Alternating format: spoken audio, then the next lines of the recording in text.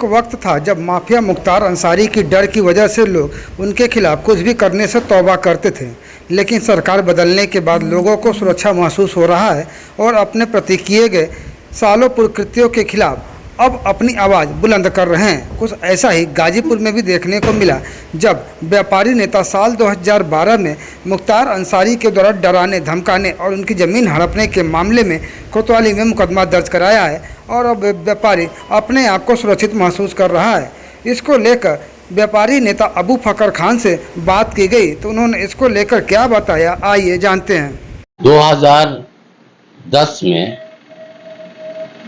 ये रोजे की प्रॉपर्टी में हमारी भाभी ने हमको गिफ्ट में फैमिली सेटलमेंट, फैमिली बंटवारे में उन्होंने हमको ज़मीन का एक हिस्सा 2010 में उन्होंने हमको दिया था।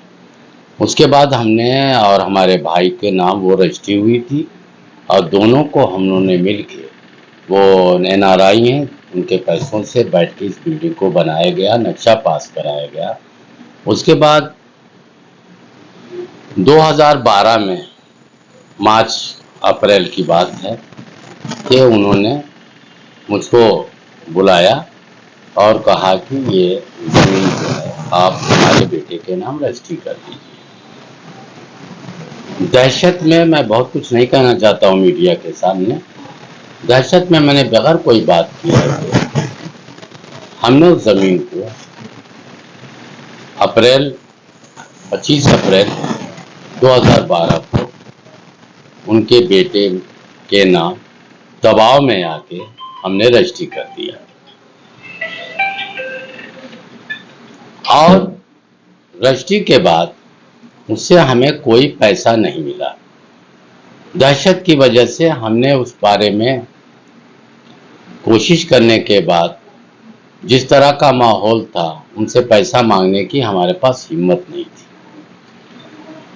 अब दोबारा चूंकि मैं व्यापार मंडल का जिला अध्यक्ष के होते हुए हमेशा व्यापारियों के हित में लड़ा हूँ, माफियाओं और लोगों के बीच, और हमको फिर प्रशासन ने माफियाओं से जोड़ने का काम किया। और इस संदर्भ में जब हमारी बात हुई तो हमने उनको बताया कि मैं व्यापारियों के हित का काम करने वाला हूं, माफियाओं से हम हमेशा लड़ाई किया है, इसलिए मुझको माफियाओं से न जोड़ा जाए। इस संदर्भ में जब वार्ता हुई तो उन्होंने कहा कि आपके पास कोई प्रूफ है, तो हमने उस प्रूफ के तहत प्रशासन को प्रूफ दिया, उन्होंने जांच किया और उन्होंने FIR लिखा। अब सवाल उठता है कि आप पूछेंगे कि 2012 के बाद आपने इस वक्त क्यों इस प्रकरण को उठाया और इस वक्त क्यों किया। मेरी ताकत, मेरी चीज़ नहीं थी कि हम उस बात को सब्र करके रह गए, और जब दोबारा फिर जब उसको उसी माफियाओं से जोड़ने का काम किया गया तो मेरे पास सिर्फ यही विकल्प था कि अब डॉक्यूमेंट प्रूफ के साथ FIR लिखवाएं और इन लोगों के खिलाफ कार्रवाई।